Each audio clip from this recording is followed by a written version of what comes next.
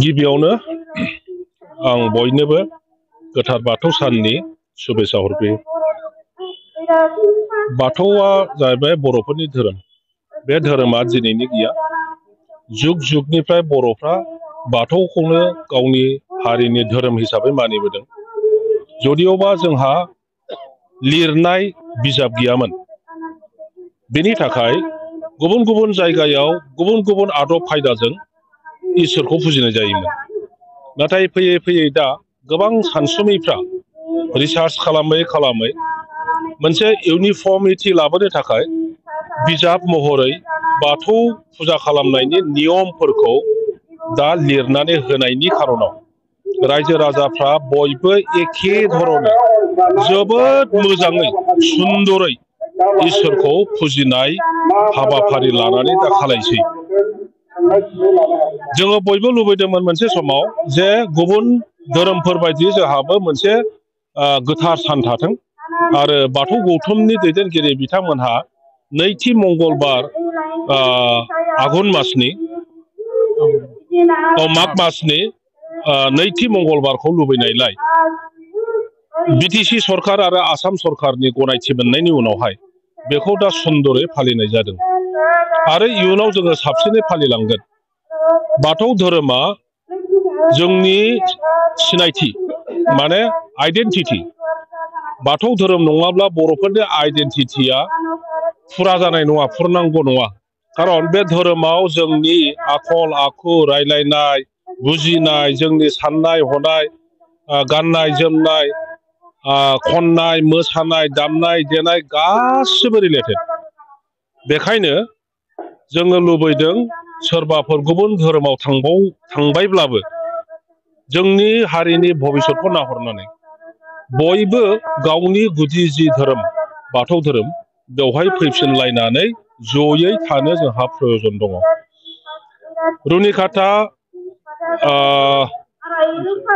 आनसलिक जि बाथौ गौथुम दङ बिथांमोनहा बोसोरे नैबे आसाबारियाव थानाय बाथौ थानसालियाव दिनैनि दिनावहाय खेरायो आरो मैयानिफ्राय लानानै मोजाङै बेवहाय समग्र ओनसोलनि गोबांथार आं मिथिनो मोनला खयथा गामिया बेवहाय फैयो, खिन्थु गासिबो रुनिकाटा ओनसोलनि गामिनि बाथौआरि बिथांमोना बाहाय जयै फैनानै मोजां गाज्रिनि सम्पर्के रायज्लायो, बोरै बोरै थांना थानांगौ बेफोरनि सम्पर्के रायलायो। जोंनि हारिया मा जागासिनो दं बेफोर खोथा बाथ्राफोरखौ रायलायनानै इयुनाव फैगौ बोसोराव जों माबोरैहाय साबसिनै जोंनि गथ' गथायनो लेखा फोरोंनो हायो, जोंनि थांनानै थानायनि बेबस्थाफोरखौ जोङो बोरै साबसिन खालामनो हायो बेफोरखौ सावरायलायनानै डिसिसन लानानै आगोललाङो। बाथौनि मोनफ्रोम हाबाफारियाव आइजो आरो गागि सुबुंफोरनि अनगायै लाइमोनफोरखौ बारा बाहागो लाबाङा नुनो मोनो सार। बे बेलायाव बिथांमोनखौ मा खावलायगोन लाइमोनफोरखौ? बयनोबो मोनसे बाहागो लानो मोननायनि स्कप थानांगोन। दासान्दि नुनो मोनदों खालि गागि बा हिन्जाव मानसिफोरल' नङा, दा सेंग्रा सिख्लाफ्राबो बाथौ फुजा बा बाथौनि जिखुनु प्रग्रामाव फैनायखौ जों नुनो मोनदों। दा बेवहायबो नुगोन नोंथांमोनहा एसे फटक लानानै रायजो राजाफोरनो जुदि देखायो नुनो मोनगोन जे बेवहाय गोबां सेंग्राफोर गोबां सिख्लाफोर लेखा गोरों मानसिफ्रा फैनानै नायफैदों, बाहागो लाफैदों। बे मोजां खोथा। आरो भबिसतआव गुबुन धोरोमारि जि फालिनायाव जों नुनो मोनो जे सेंग्रा सिख्लाया मोजां मेथाइ खनहैनानै मोसानानै बाहागो लानो मोननाय बेबायदिखौ जों नुनो मोनो। ओंखायनो जोंबो लासैनो फोसाबनानै बबे ग्रुपनि मानसिफोरनो मा रोखोम स्कप होनो हायो बेखौ खालामलांगोन। माब्लाबा बिबार बाथौ आरो गुलि बाथौनि गेजेराव डिबेट जालायनायबो जों नुनो मोनो। बे डिबेटआ जालायबाय थागोन, खारन मानसिफ्रा बुंदों जे बाथौआ मोनसेल' जानांगौ, जोंनि फुजिनायनि आदब खायदायाबो मोनसेल' जानांगौ, माने नियमफ्रा मोनसेजोंनो सोलिजोबनांगौ होननानै बयबो सानलायलायदों। दा बेनि गेजेराव सोरबाबा बुंदों जे परम्परा भाबै गोदो गोदायनिफ्रायनो जोङो दाउसा फारौ बुलि होनानै फुजिबोदों, गतिके बे परम्पराखौ गारनो नाङा बिदि होनदों।